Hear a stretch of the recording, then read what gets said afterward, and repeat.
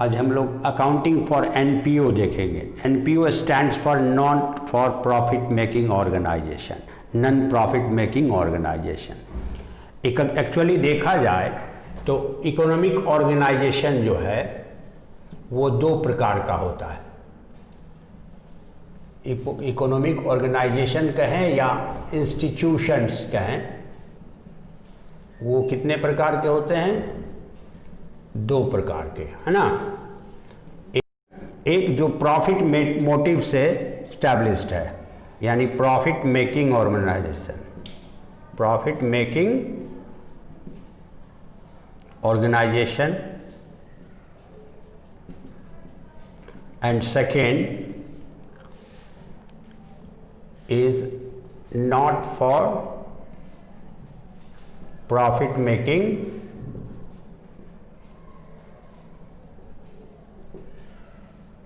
Organisation, जिसको हम लोग एनपीओ कहते हैं।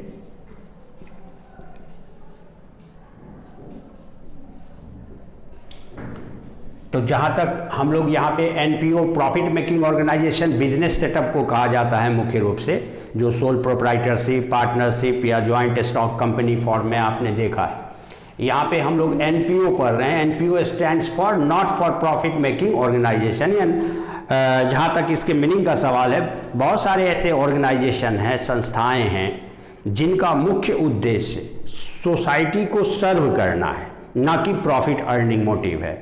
उनका मोटिव प्रॉफिट अर्निंग ना होकर सोशल कल्चरल डेवलपमेंट के लिए काम करना, सोशल एजुकेशनल डेवलपमेंट के लिए काम करना, social educational development, social health development, है ना, इन तमाम तरह के सर्विस जो है सोसाइटी को देना, प्रोवाइड करना। जैसे एग्जाम्पल के लिए स्कूल्स हुआ, कॉलेजेस हुआ, लाइब्रेरी हुआ, हॉस्पिटल्स हुआ, है ना। तो ये सब संस्थाएं या क्लब्स हुआ, ये सब संस्थाएं क्या करती हैं? समाज को शैक्षणिक विकास कराती हैं, समाज में स्वास्थ्य विकास कराती है। तो इस तरह के ऑर्गेनाइजेशन जिनका main motive social service provide करना है। तो that an organization which have been set up not with an objective of earning profit but to provide social services like acting, they work for educational development, social health development, cultural development, etc. are known as NPO or not for profit making organization. तो आज हम लोग देखें तो not for profit making organisation और इस दोनों में बेसिक डिफरेंस अगर देखा जाए तो बिजनेस ऑर्गेनाइजेशन में बहुत तरह के ट्रांजैक्शंस होते हैं और वो एंटिटी बेस्ड अकाउंटिंग फॉलो करते हैं, जो डबल एंट्री कॉन्सेप्ट के अंतर्गत आता है।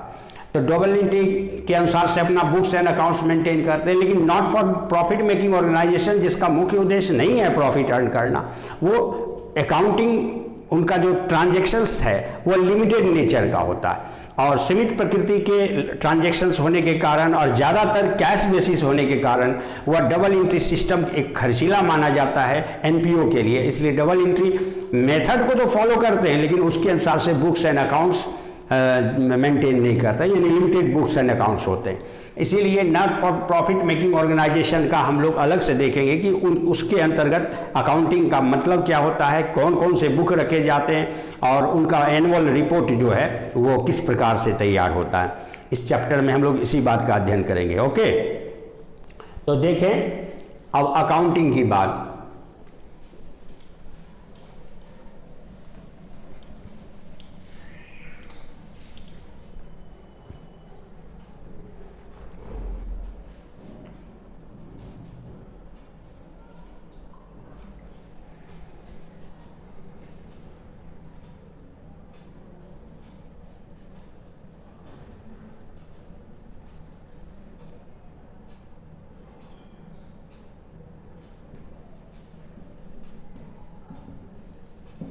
बेसिक अकाउंटिंग देखेंगे। बेसिक बुक्स के अंतर्गत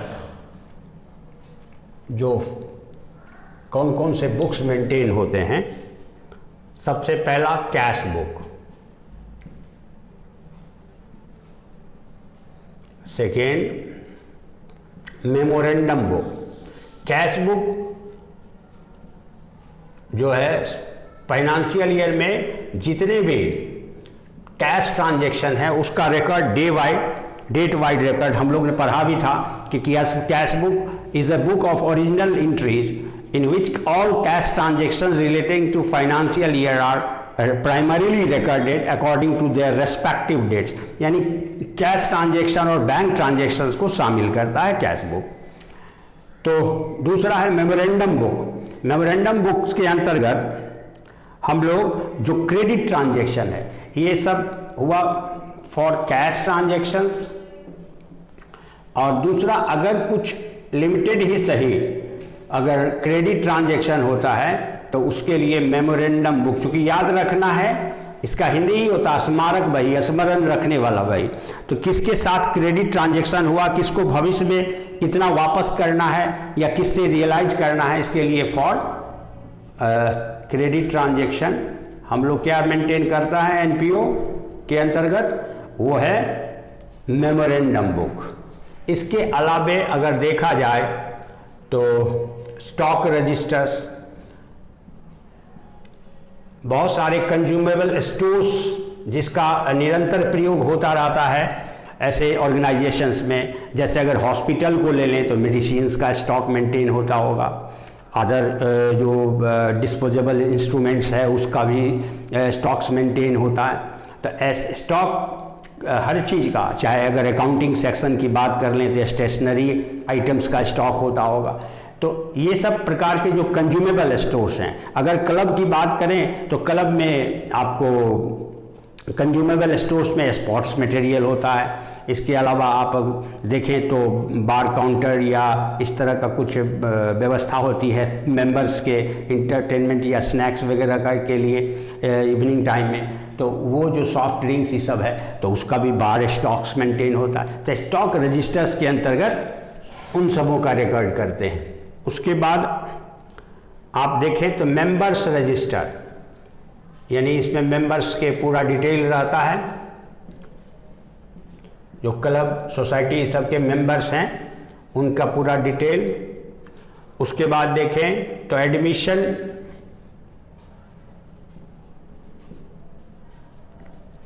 फी बुक, एडमिशन्स जो क्लब में मेंबरशिप हासिल करते हैं तो रेगुलर बेसिस पे जो एडमिशन चलता रहता है तो फ़ी का कलेक्शन होता है, तो उसका प्रॉपर रिकॉर्ड रखने के लिए एडमिशन फ़ी बुक है। उसके बाद आ जाएं डोनर बुक या डोनेशन बुक आप बोल सकते हो, क्योंकि इस तरह की संस्थाओं की स्थापना ही जो होती है वह डोनेशन से होता है।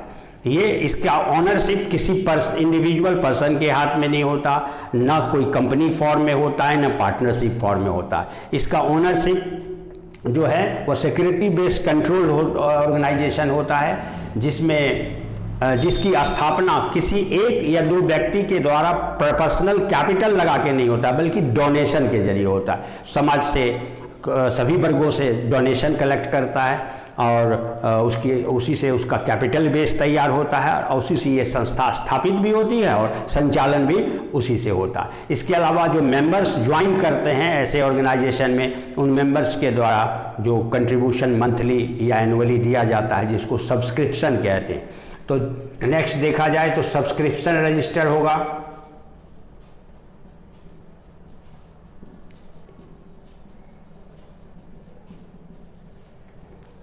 या सब्सक्रिप्शन बुक कह सकते हैं। उसके बाद देखें तो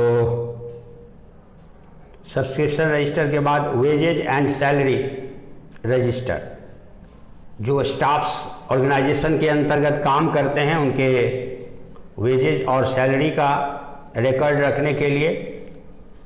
तो ये मुख्य रूप से ये बेसिक बुक्स मेंटेन किए जाते हैं और इसके आधार पर, इन सूचनाओं के आधार पर ही एनुअल रिपोर्ट तैयार करना पड़ता है हर एनपीओ को। एनुअल रिपोर्ट चाहे ऑर्गेनाइजेशन ट्रेडिंग हो या नॉन ट्रेडिंग हो, प्रॉफिट मेकिंग हो या नॉन प्रॉफिट मेकिंग हो, every organisation has to prepare its annual report in order to convince all the concerning parties about the progress, problems and performance of the organization।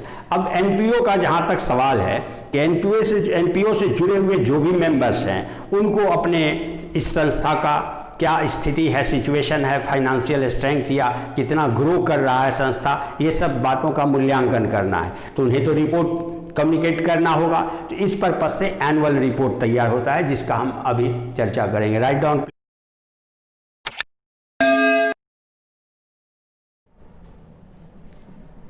दूसरा basic के बाद हम लोग देखेंगे annual report, जिसको हम लोग फाइनल अकाउंट के रूप में भी बराबर बोल देते हैं, फाइनल स्टेटमेंट्स या final account.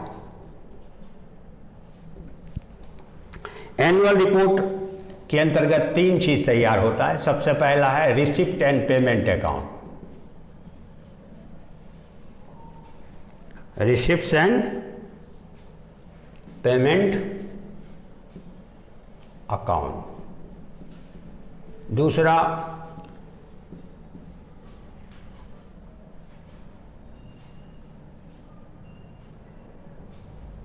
Income and expenditure account.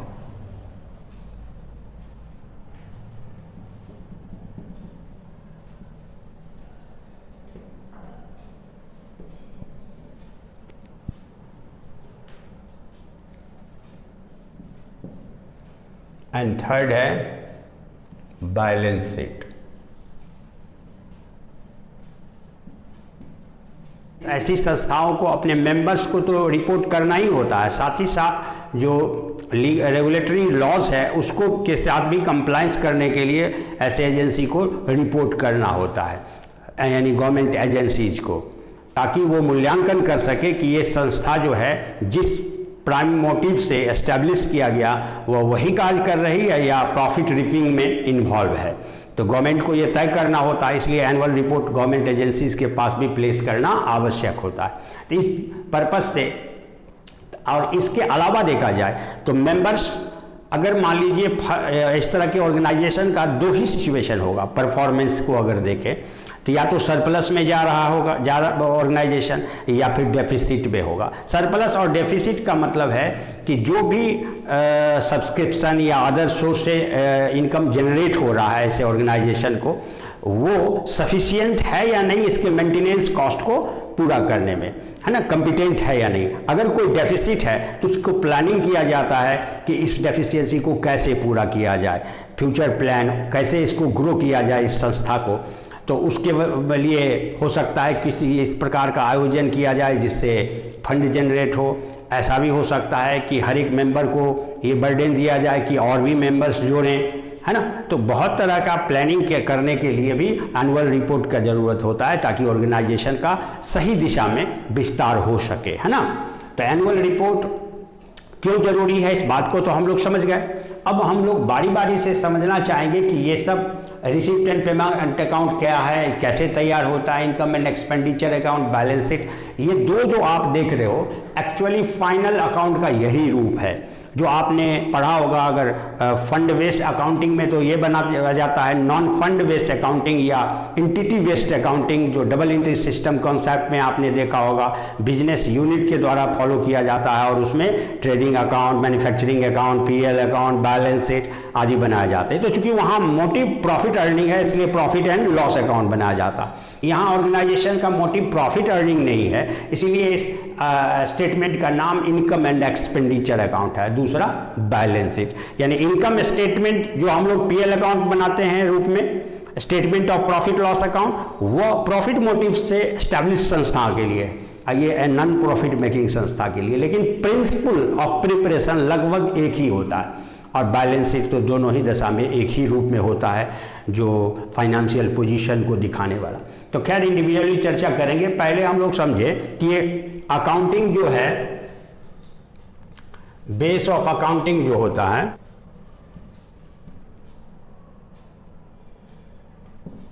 वो 2 प्रकार का बेस ऑफ अकाउंटिंग 2 प्रकार का होता है। एक fund based,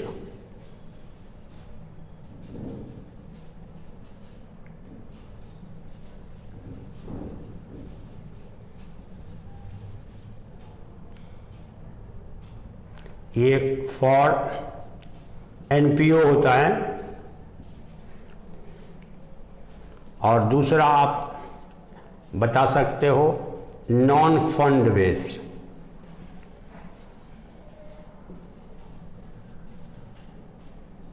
accounting. Non fund based accounting, और इसको आप कह सकते हो एंटिटी बेस्ड अकाउंटिंग। ये बिजनेस यानी प्रॉफिट मेकिंग ऑर्गेनाइजेशन के लिए, यानी business profit making business organisation के लिए।